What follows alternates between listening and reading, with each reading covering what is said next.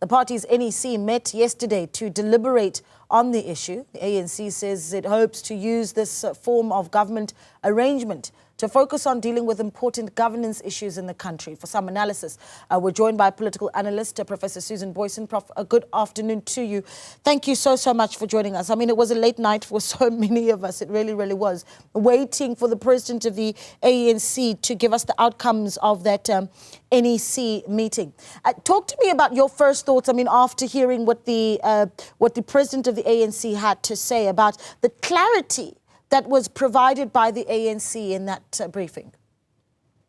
Naledi, yes, good afternoon. It was certainly progress in a sense that it gave some clarity as to the ANC's thinking. And I was very keen to see what kind of compromises he would strike in his announcement, given that there was so much, at least on certain platforms, public mobilization against any deal with some of the parties, so much pressure for a deal with the EFF, MK, so much public pressure from certain circles then against an alliance or coalition with DA, IFP, etc. So I was very keen to see how he was going to traverse that minefield.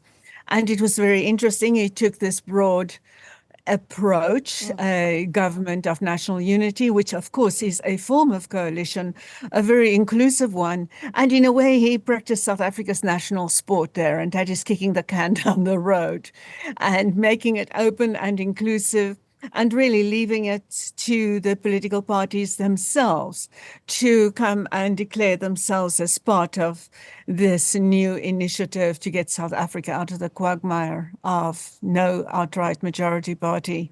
Yeah, I mean, that's an interesting point that you make, right? Leaving it up to the political parties themselves. And we're watching closely for the economic freedom fighters to give us some sort of briefing this afternoon to talk about what their way forward is going to be.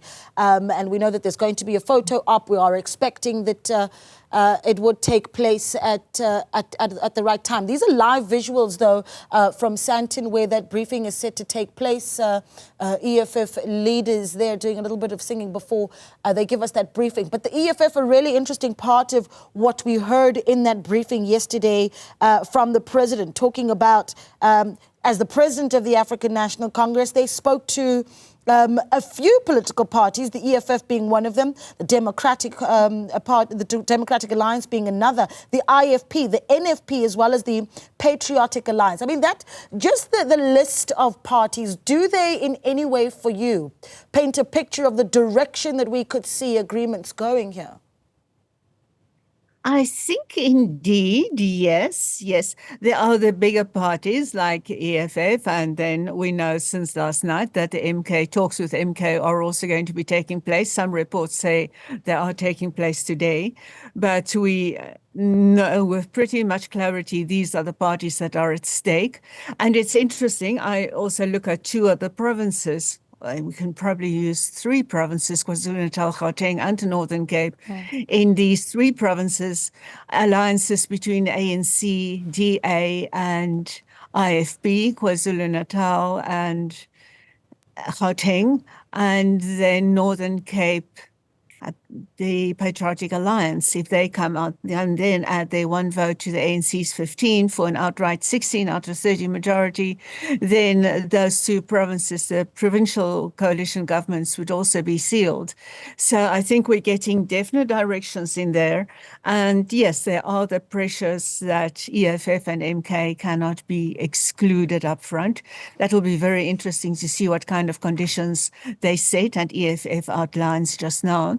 They have, Julius Malema has said in an ex-statement a number of hours ago, late last night, that he will not work with the enemy. So I guess all political parties will definitely, whether they intend participating in this government of national unity or actually government of partial unity, I think we should call it, they will use this opportunity in these platforms now to make clear and to use it for their own advantage.